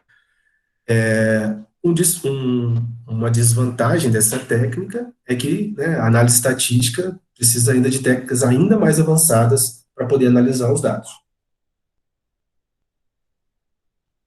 Em uma situação que talvez facilite logisticamente também, é um outro passo dessa de cluster, é a amostragem em vários estágios múltiplos que se coloca. Então, são criados os clusters, né, beleza, aí são diferenciados os clusters. Depois que diferenciou, a gente sorteia quais clusters serão investigados. Uma vez sorteados os clusters, aí eu vou sortear aleatoriamente dentro desses clusters quem que eu vou investigar. Então, isso facilita logisticamente. E uma situação onde isso poderia ser investigado, por exemplo, vamos supor que eu quero investigar alguma prevalência de uma determinada doença, às vezes numa região que tenha uma reserva indígena, por exemplo, onde eu tenho várias tribos indígenas. E aí eu vejo que as tribos indígenas entre si, naquela região de preservação, elas têm características semelhantes. Mas os indivíduos dentro das tribos são bem distintos. Então, de repente, em vez de cobrir um espaço muito grande para coleta de dados, caso sejam atendidos esses critérios que eu comentei, né, a gente pode sortear algumas tribos e depois sortear dentro dessas tribos indivíduos que seriam avaliados, e essa técnica permite que eu extrapole para toda a população. Tudo bem? Bom, alguma dúvida até aqui, gente? Que eu vou comentar alguns exemplos de estudos recentes e importantes do questão do Covid, coisas que a gente está vivendo. Alguma dúvida? Tudo Não? certo, Pronto. Pedro. Uhum. Beleza. Bom, o primeiro estudo que eu queria trazer aqui, eu não vou descrever todo o estudo, tá? Eu vou focar apenas em parte das restrições que eles fazem, os passos que eles fizeram para calcular a amostra e como foi chegado, tá? Foi o que eu achei muito interessante nos estudos. Então, esse estudo, ele queria ver a associação do tratamento com hidroxicloroquina e azitromicina na mortalidade hospitalar em pacientes com Covid no estado de Nova York. Veja que aqui eles colocam no estado de Nova York. O que foi interessante? É que realmente eu copiei do estudo, né, colocando aqui entre aspas, e os destaques que estão em vermelho foi eu que dei, tá? Não é do estudo especificamente. Então lá, eles colocam que eles analisaram uma amostra aleatória, né, já é interessante, a amostra probabilística, de pacientes com exame laboratorial confirmando Covid-19, né, e nos hospitais da região metropolitana da cidade de Nova York. Então, eles coletaram uma região metropolitana, e aqui falando do estado. Né? E eles fizeram isso entre um determinado período, de 15 a 28 de março, tá? Onde teve um rápido aumento das hospitalizações por Covid. Beleza. E aí, por que eles falam no estado? É que essa região, ela teve 88,3% dos casos de Covid em Nova York naquele tempo. Né? Então, muito provavelmente, isso deve ser representativo realmente do estado. É um valor muito alto dos indivíduos tiveram naquela região. E eles relatam, esse período de amostragem de 2 semanas que eles fizeram aqui, por que eles fizeram isso? Eles selecionaram para garantir, desculpa, um número suficiente de indivíduos que teriam o desfecho, né, que teve alta, né, vivo ou acabou morrendo, e também para permitir um relativo balanço, né, do tamanho amostral entre os grupos que ele estava investigando. tinha tratamento com hidroxicloroquina com ou sem azitromicina, e o grupo de comparação, que era quem não tinha tratamento com hidroxicloroquina nesses grupos. Então vejam que, como essas coisas estão acontecendo muito rápido, as infecções são muito rápidas, as hospitalizações algo muito rápido. Ele pensou num período que ele teria para investigar, para garantir que essas condições aqui seriam atendidas. E aí, ele coloca ainda, os pacientes, então, foram selecionados, olha, por amostragem aleatória estratificada pelo hospital. Então, como eles pegaram vários hospitais daquela região metropolitana, eles, se fizessem uma amostragem aleatória simples, a probabilidade seria pequena, mas haveria a probabilidade de um hospital ou outro, ou vários hospitais, não ter nenhum paciente sorteado. Mas aí eles fizeram esse outro tipo de amostragem para garantir que teria um grupo de indivíduos de cada hospital. Né? E ainda, que eu achei muito interessante, eles fizeram um requerimento de um número adicional de prontuários, né, para permitir que alguns prontuários fossem removidos, talvez devido à inegibilidade ou à demora, né, da entrega de alguns prontuários. Então, eles já pensaram nisso, assim, ó, o meu número é tal, vou pedir um número adicional para garantir para me prevenir de umas possíveis perdas. Uma outra aspecto muito interessante, a cloroquina ela foi originalmente planejada para o estudo, né, mas aí nos primeiros 573 prontuários que foram avaliados, eles viram que tinham muito pouco de indivíduo que estava tendo indicação de cloroquina. Então, eles queriam investigar, mas eles excluíram da extração e análise de dados, porque eles teriam um número limitado de usuários. Então, aqui está toda a representação do que foi feito para selecionar, né, o número, os prontuários. Vejam que teve todo um cuidado muito interessante. E no final aqui eles excluíram, né, porque quem tinha tratamento com cloroquina era um número muito pequeno, então ele não teria poder de identificar nada. Ele, vamos dizer assim, assumiu isso, sabia que seria limitado e falou, isso daqui eu vou ter que excluir, porque eu não vou conseguir falar nada, não vou ter poder de identificar nada. Isso é muito interessante essa transparência.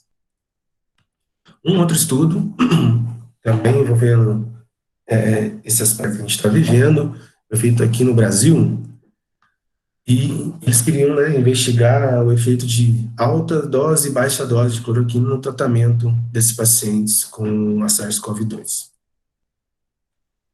E o que eu destaco aqui? Ó? A amostragem para o desfecho primário, tá, é muito importante. Por que coloco esse destaque aqui? Porque tudo que a gente comentou de cálculo da amostra, o tamanho do efeito que eu vou observar, a magnitude do efeito, tudo aquilo tem que ser considerado por desfecho primário. Então, um estudo, quando eu calculo uma amostra, eu vou ter um determinado poder de identificar uma diferença naquele desfecho primário. Os desfechos secundários pode ser que eu não tenha poder de identificar algum efeito naquilo, mas são desfechos secundários, eu não me preocupo, vamos dizer assim, nesse sentido, a gente tem que calcular para um desfecho especificamente. Eu fui para o desfecho primário, que era letalidade, taxa de letalidade, e foi calculando, assumindo uma letalidade de 20% nos pacientes que estavam críticos. E eles achavam que o efeito da alta dose de cloroquina iria reduzir a letalidade em 50%, pelo menos 50%. Então, teria um efeito representativo aqui, né, grande. Então, eles ainda colocam, ó, considerando o teste diferenças e proporções, eu preciso considerar qual que é o desenho do estudo, porque o desenho do estudo vai requerir um determinado teste, né? Então, considerando o teste de diferença entre proporções entre dois grupos do mesmo tamanho, um poder de 80%, um erro-alvo de 5%, 197 indivíduos seriam necessários em cada grupo. E aí eles adicionaram 10% para possíveis perdas, então a amostra final ficou de 394, foi para 440 participantes. Então vejam que aqui eles relatam o efeito que eles esperariam encontrar, dado uma determinada letalidade que já foi estimada no grupo crítico, a comparação dos grupos que ele queria, o teste que foi feito, o poder e o erro alfa. São fatores que têm que estar na descrição do cálculo da amostra. E aqui, né, um cuidado especial para tentar não perder a amostra. Esse estudo depois ele foi terminado, né, antes de coletar tudo, depois vocês podem ler que vale a pena. E esse outro estudo que me chamou muita atenção, porque a descrição, né, da amostra, de todos os procedimentos que foi feita, né, é bastante extensa, eu trouxe alguns trechos, e foi muito interessante alguns cuidados que eles tiveram. Então, eles também aplicaram amostragem aleatória estratificada. Nesse caso, os estratos foram a severidade da doença, média moderada, né, leve a moderada, ou estágio de doença severa. E ainda, como eles tinham dois braços, né, para tratar, os indivíduos foram alocados numa razão de 1:1. Então, não, era o mesmo número de indivíduos que deveria ter em cada extrato, ou em cada braço do estudo. E o extrato era para garantir, então, uma distribuição balanceada da severidade do tratamento entre os braços, da severidade da doença, desculpa, entre os braços de tratamento. Hidroxicloroquina mais o tratamento padrão e o grupo controle, que foi apenas o tratamento padrão.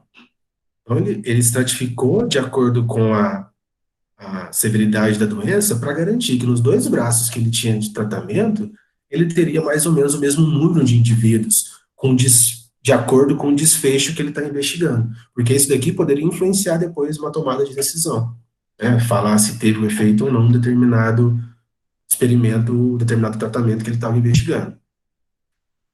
E ainda eles relatam o seguinte, que o protocolo, né, ele foi registrado, e o protocolo original, né, um número mágico aqui, foi de 200 indivíduos. E eles falam, ó, sem controle do erro do tipo 1, eram 200 indivíduos. Só que eles tiveram um update do protocolo, né, e foi aprovado pelo comitê, em cima do que já tinha sido feito, e nesse eles consideraram um controle do erro do tipo 1 e o erro do tipo 2. O erro alfa e o poder, seria o erro beta, né, 1 menos o erro beta. E recalcularam o tamanho da amostra. Então, a amostra ela foi calculada com uma hipótese, né, de aumento de 30% na taxa de conversão do vírus, esse aqui seria o efeito, e assumindo que o tempo de conversão, né, ele segue uma distribuição exponencial, uma distribuição de referência que ele investigou aqui. Considerando todas essas questões, então um total de 248 eventos iriam indicar ou prover um poder de 80% de detectar uma hazard rate de 0,7, ou seja, um fator protetor desse tratamento. E uma coisa que eu achei muito interessante é aquele relato. O protocolo original era dessa forma, e depois fizemos um update, e aí sim a gente optou por controlar esses efeitos. Talvez, pela época que foi planejada, ainda não tinha alguns dados, e as coisas aconteceram muito rápido, né? E eles não tinham informação, eles precisavam intervir de alguma forma. Talvez seja isso, eu realmente não sei. Uma mensagem que eu quero deixar final aqui, muito importante, é transparência ao reportar os resultados, quer seja dos seus resultados de dado ou cálculo do tamanho da amostra, e o que foi feito para obtê-los. Isso é importante para a ciência, para a replicação dos resultados dos dados. Bom, aí seria isso, eu queria mostrar alguns sites para vocês, para a gente calcular algumas coisas. Alguém tem uma dúvida? Temos tempo? Como é que estamos? Não, tem tempo, né? Tem tempo sim, tá tranquilo, pode seguir. Beleza. Vamos lá, deixa eu sair aqui agora. Eu vou mandar esse site aqui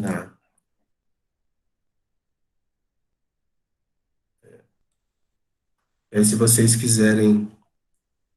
Nossa, desculpa, gente, eu não estava acompanhando aqui os sites. Eu vou mandar esse site para vocês. E quem quiser copiar e ir acompanhando, de repente até caso tenha.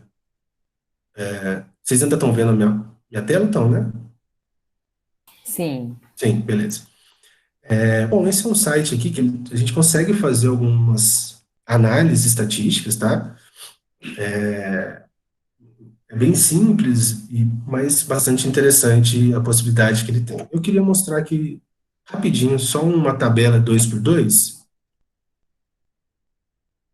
e também depois o cálculo da amostra. Antes do cálculo da amostra, eu queria mostrar esse daqui, que é muito interessante. Aqui ele mostra, né, o que é o layout onde a gente tem que entrar com os dados, tudo bem? E aqui uma breve explicação do que seriam alguns fatores.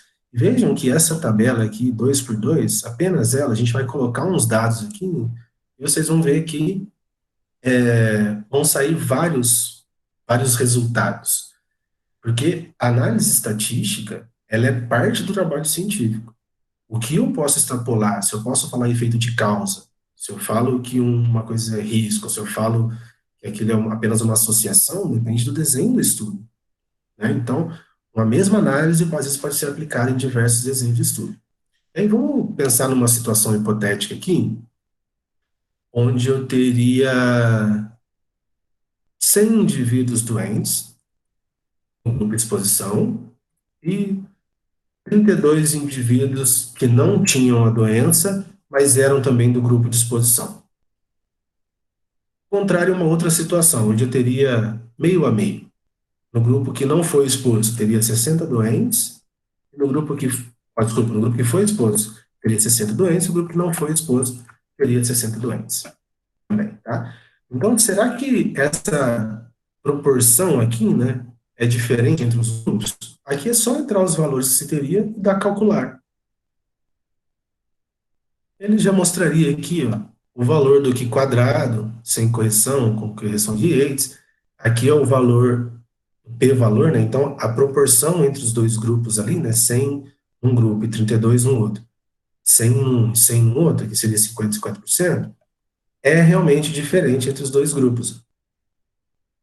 Tá?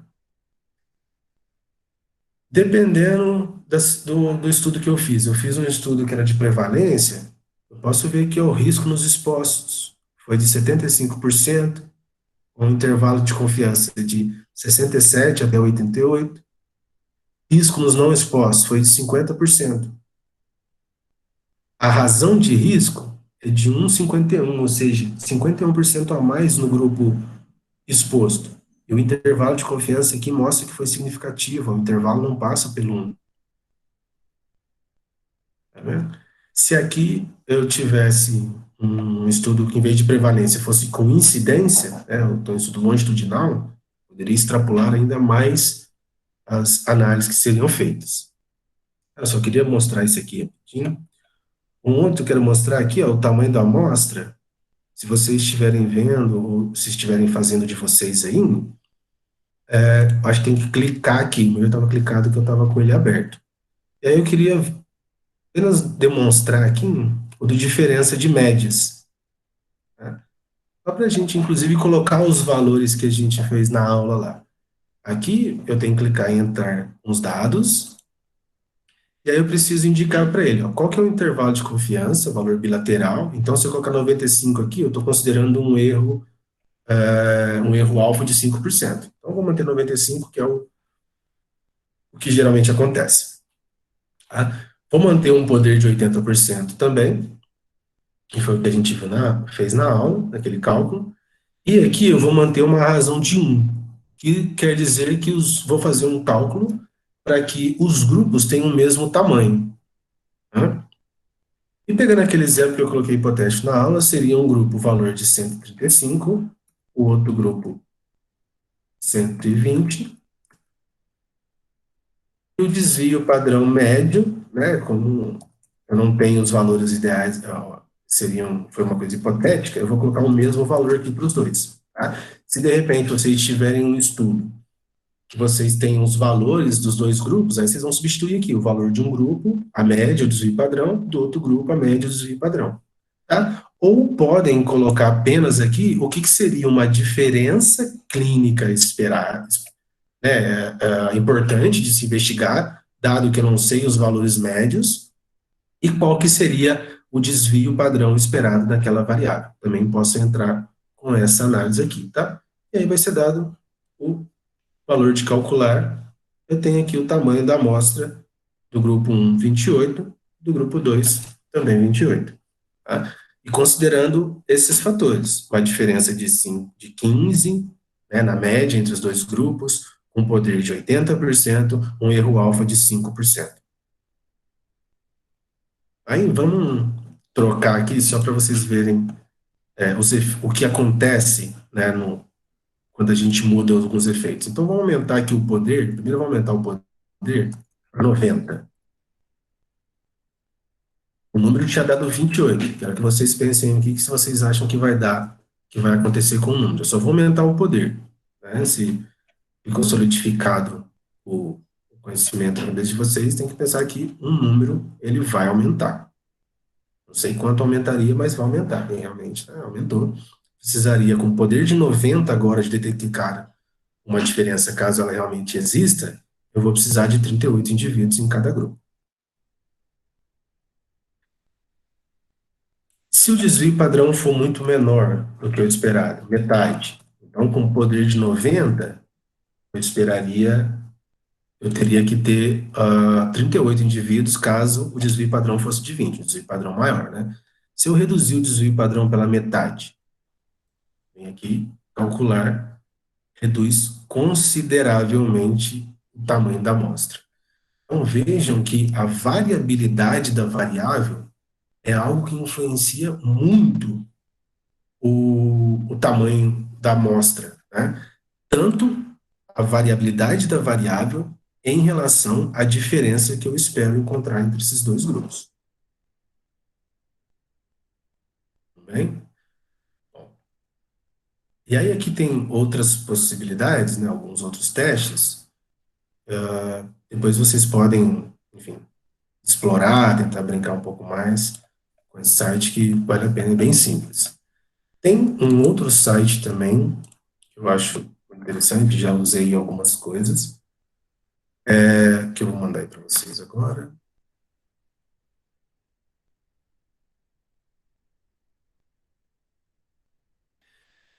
Esse é um site do Will Hopkins, que é um pesquisador, ele é muito para a área, muita coisa está voltada, vamos dizer assim, os exemplos, as coisas para a área esportiva, área de exercício físico, área esportiva, na ciência dos esportes, mas ela pode ser transportada para, né, qualquer outra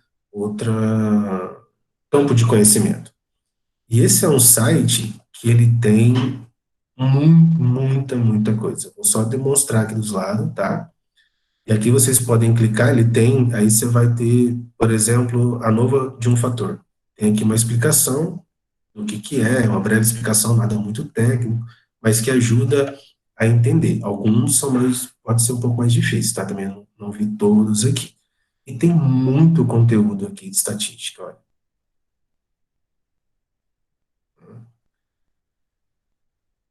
Tem aqui, né, alguns conceitos para a questão de cálculo, estimativa, né, do cálculo da amostra.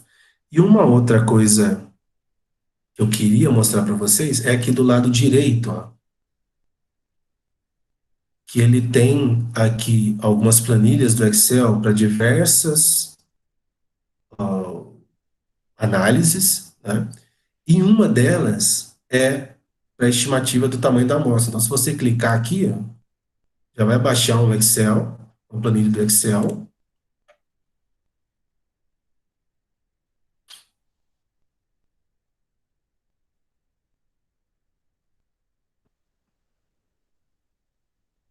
O computador está um pouquinho lento, vamos aí. Vai.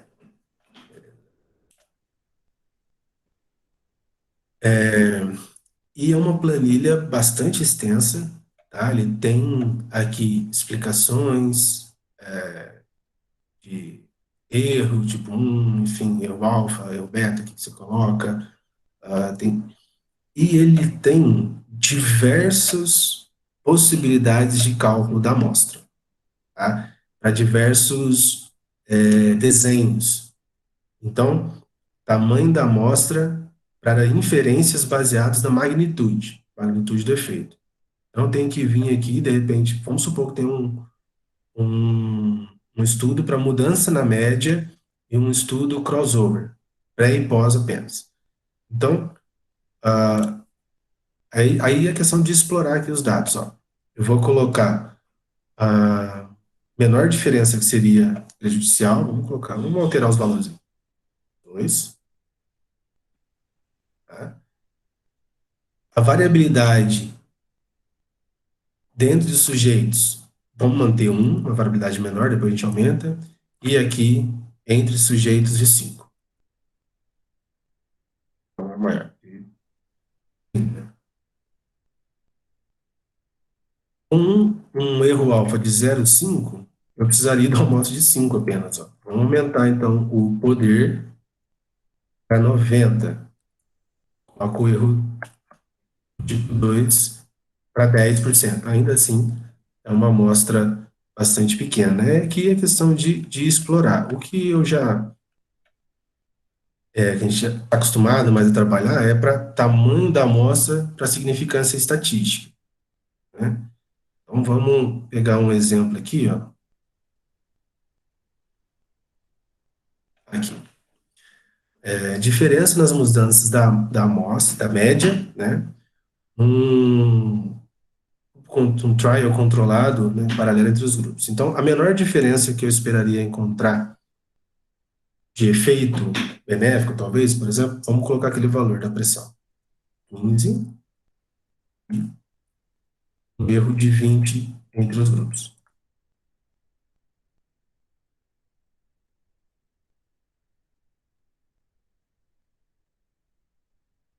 Um erro esperado entre os sujeitos, né, que é pré-pós, um erro de 10. Se tiver um erro entre sujeitos relativamente alto, mas dentre sujeitos não tão alto, com poder de 5%, ó, desculpa, com um erro alfa de 5% e um poder de 80%, eu precisaria ter 13 indivíduos em cada grupo. E aqui vocês podem depois explorar um pouco mais, tem muitos tipos de análise, para risco, razão de risco, risco proporcional, enfim, odds rate. Vejam que para o mesmo aqui, ó, tem o mesmo cálculo aqui diverso. Risco relativo, hazard rate, odds ratio. Gente, eu só queria, na verdade, apresentar esses aqui, ver possibilidades. Existem outras possibilidades que são programas, o Gpower, por exemplo, tá? Mas eu queria mostrar esses dois. A gente, se tiver um pouco mais de tempo, a gente pode explorar um pouquinho mais, mas eu fico agora, agradeço, fico, acho que, disponível para. Já vi uma pergunta. Ah, sim, eu não vejo problema, tá? Eu confesso que eu nunca vi esses dois sites serem citados, especificamente na literatura que eu tenho, na literatura que eu vejo. Mas muitos dos artigos que eu leio, que relatam cálculo amostral, alguns colocam um programa, então eu já li desse do J-Power, e outros não colocam qual que foi o programa que foi utilizado, mas colocam aqueles fatores que eu comentei, que seriam o tamanho do efeito, o erro alfa e o erro beta que foi considerado, mas independente do site. Então, já vi diversos artigos nesse sentido, que não relatam os sites.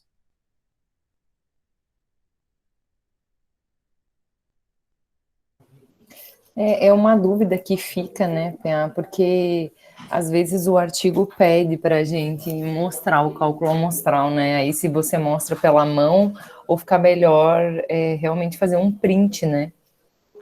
Por esses sites aí que fornecem, eu acho que até teria uma aceitabilidade maior, né? Aí você diz um print para mandar, por exemplo, para o revisor, no período do processo de Isso, revisão? Ah, tá.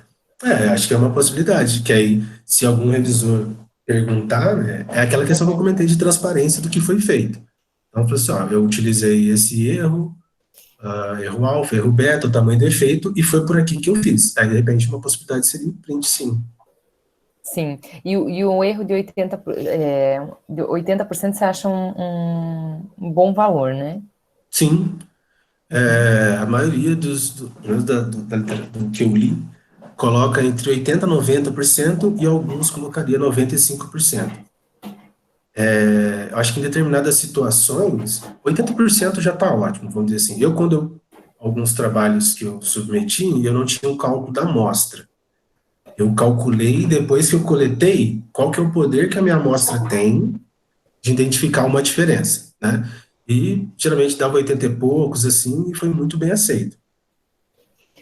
E você vê alguma diferença em estudo experimental e clínico, Pé, nesse sentido?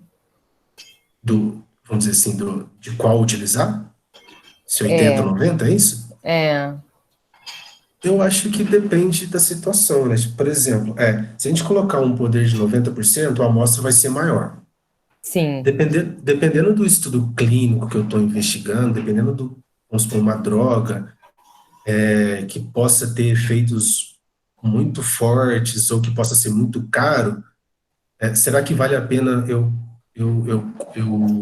calcular uma amostra que vai aumentar o número de indivíduos que serão sujeitos àquela droga?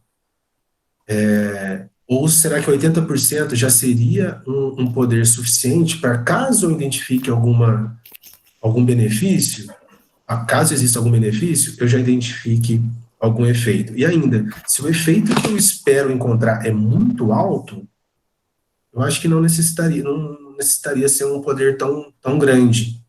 Entendeu o que eu quis dizer? sim, Eu não sei entendi. se tem uma diferença tão. No clínico eu faço um, no experimento eu acho outro. Eu acho que 80, 90, 95% é utilizado independente da área, assim. Uma coisa que eu já ouvi, mas não leio porque eu não sou engenheiro, é que talvez engenharia, por exemplo, o erro alfa seja diminuído muito, em 1% talvez, 0,05. Por quê? Se ele de repente identificar que algum material tem um efeito, mas que na verdade não tem, de repente cai um prédio, Sim, né? Ao passo que em biologia, quando a gente estuda, né, na parte de medicina, qualquer essa área, há muita variabilidade entre os indivíduos. Então, eu acabo aceitando um erro um pouquinho menor. Mas é questão, assim, de ouvir falar, nunca li nada em engenharia especificamente. sim, entendi. Porque a gente tem passado por algumas questões no comitê de ética, falam da pesquisa experimental, né? Que eles estão pedindo o cálculo amostral, né, para aprovar o comitê de ética.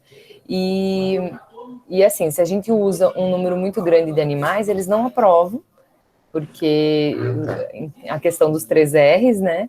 Mas se você fizer o cálculo amostral, às vezes a gente tem que ficar diminuindo muito o poder, aumentando, para poder fechar o N que vai aprovar. Então, assim, é uma matemática complicada, né? Entendi. Desculpa, na hora que você falou experimental, eu não me remeti a animal especificamente. Ah, entendi. A questão do animal, embora não seja minha área, obviamente você vai falar muito, muito melhor, mas o que eu penso é que, por exemplo, parte do pressuposto que o animal é quase que idêntico, né? Então, a variabilidade é muito pequena. Sim, Será que eu preciso de muitos animais? Não preciso. Então, ainda que um cálculo dê um valor muito alto, será que é. Não sei, eu acho que meio. Realmente, eu entendo essa dificuldade que estou passando, mas eu concordo, eu acho que não precisa ser muito animal, sabe? Geralmente, até com, pelo menos, alguns trabalhos dos animais, a variabilidade é pequenininha, é difícil ver um N gigantão, a não ser algumas medidas específicas que são muito variáveis, né? Que aí possam ter, que é igual você já comentou uma vez comigo, tem que fazer em duplicata, triplicata, ou fazer um monte para diminuir a variabilidade, né? Mas especificamente no animal, eles são muito parecidos, né? Então, e sim, aí vai da questão ética de eutanasiar ou não muitos animais, né? com certeza. Eu não sei se tem alguém tem alguma pergunta, quiser mandar pelo chat ou falar. Oi, bom dia. Eu tenho uma pergunta para o PA, o Felipe. Bom dia para todo mundo. Bom dia, Parabéns Felipe. pela aula, PA. Valeu, obrigado. A gente vem vendo, né, nesses artigos de Covid, dividem muito grupo com severidade, né? de doença, faz a randomização, um grupo mais severo, outro grupo menos severo, mas dentro desses grupos, através da randomização, podem ter algumas diferenças, como um grupo ter mais doença, ser um grupo mais de risco, ter mais doença cardiovascular e tudo mais. E eles fazem um cálculo para normalizar. Como que é feito esse cálculo? Não sei se você entendeu a minha pergunta, se eu fui claro. Eu não sei se eu entendi muito bem, mas eu vou falar o que eu entendi. Se não for, depois a gente continua conversando, beleza? Pelo que você está falando, por exemplo, às vezes você tem um grupo de indivíduos que tem uma característica comum de uma determinada doença, por exemplo, diabetes. Entre que alguns vão ter um diabetes, vamos chamar de diabetes controlado, e outros um diabetes mais controlado. E separando esses dois grupos, dentre deles tem outras características, outras doenças que seriam, que diferenciariam. É nessa linha? Isso, basicamente. Beleza. E aí, na hora que eles fazem uma amostragem estratificada, eles fazem correção por esses fatores. Seria isso? Exato. Tá, beleza. Bom, aí, dependendo do desfecho que está sendo analisado, uma possibilidade. Bom, a primeira coisa é daquele modelo conceitual que eu comentei, que vai permitir saber essas diferenciações, né, que são fatores que poderiam influenciar o desfecho. Algumas vezes é possível fazer essa estratificação e o efeito que essa variável teria confundidora no desfecho, ela é meio que diluída. Em outras vezes não é possível, como você estava comentando. Quando acontece isso de não ser possível, uma possibilidade é fazer ajustes para essas características, para essas variáveis confundidoras. E aí existem algumas técnicas estatísticas, eu conheço algumas, não muitas, mas conheço algumas, e as que eu conheço são modelos de regressão, que às vezes tentam controlar um possível efeito de uma outra variável para que aquele efeito confundidor entre a variável de exposição e a variável de desfecho, eu tente controlar o efeito da variável confundidora. Então, eu vou tentar dar um exemplo aqui. Vamos supor que eu estou querendo ver o efeito do treinamento físico. Não, vamos pegar um outro fator. O efeito de uma determinada doença, por exemplo, HIV. O HIV ele tem uma diminuição de força muscular. Então, às vezes, a gente faz um exercício físico, eu quero ver a repercussão hemodinâmica que tem o exercício físico comparando o indivíduo com HIV e o indivíduo controle. Aí você faz a força muscular é uma variável que influencia o quanto que a pressão aumenta durante o exercício físico. Só que o grupo HIV teve uma força menor. Então, será que o efeito que eu vou ver na pressão é por causa da força menor ou é por causa da própria doença? Nesse caso, por exemplo, poderia ser feita análise de covariância, que é uma análise de regressão. Então, eu controlo o efeito de uma outra variável. Uma outra análise são análises de regressões, eu comentei, e aí se a regressão é linear, se a regressão é logística, alguma regressão de Poisson, por exemplo, o tipo da regressão depende da variável desfecho. Se a variável desfecho for uma variável contínua, às vezes você pode ajustar uma regressão linear que dá certo. Se a variável for dicotômica, você faz uma regressão logística. Se a variável for um número de contagens, por exemplo, dias de hospitalização, você pode, às vezes, tentar ajustar uma regressão de Poisson. Seriam algumas possibilidades. Respondi? Era isso?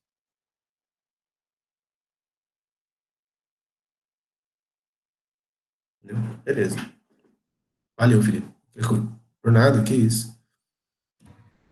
Ô, professor, Oi. no caso eu vi que você falou ali, eu não ter a magnitude do que eu estou pesquisando. Por exemplo, minha pesquisa, estou querendo ver um índice com termografia. Só que ainda não existe nada sobre isso e eu não sei quais são as diferenças de temperatura do que eu quero pesquisar. Então, eu não sei qual a magnitude desse dado. Lógico, se a diferença for grande, eu vou ter um N menor. Como é que eu começo essa pesquisa para, no comitê de ética, eu colocar qual o N que eu vou estar começando, porque não tem nenhum trabalho sobre isso que me diga um norte, tipo, o ideal é ter mais ou menos tanto para eu estar analisando isso. Tá. Uma possibilidade, quando não tem nada, é fazer um estudo piloto. Aí você mede em algumas pessoas para poder conhecer o que seria uma possível diferença e qual que seria a variabilidade daquela variável.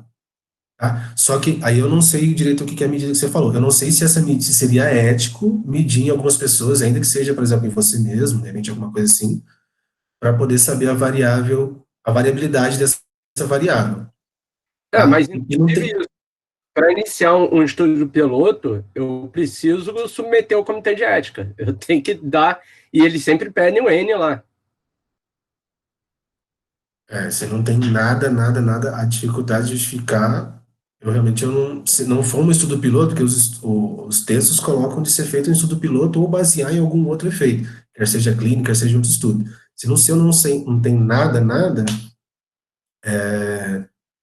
para justificar para o comitê de ética, eu vou ter que pensar um pouco mais, eu não saberia te falar agora.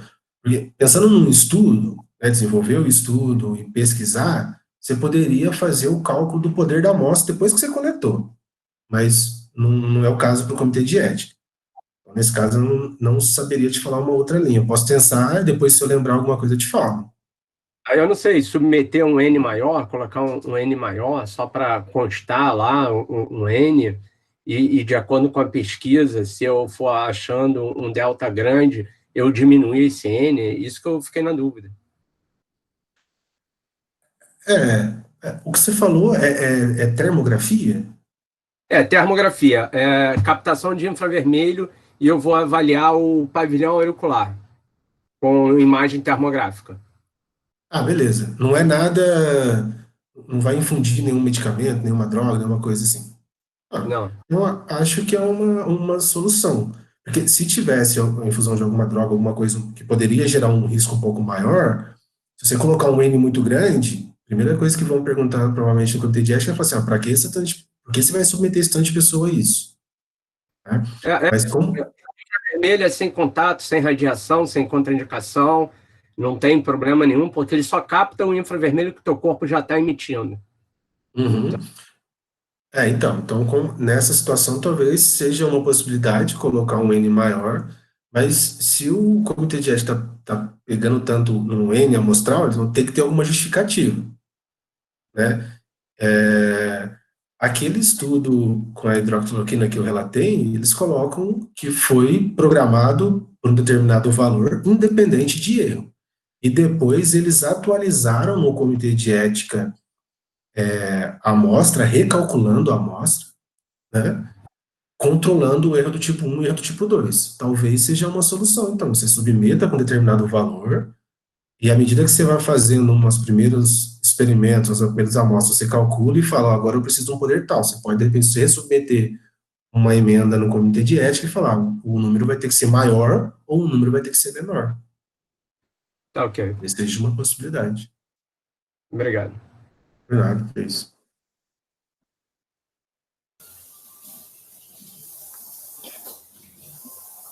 Eu acho que agora, então, a gente pode finalizar a gravação, né? E aí, se alguém tiver mais alguma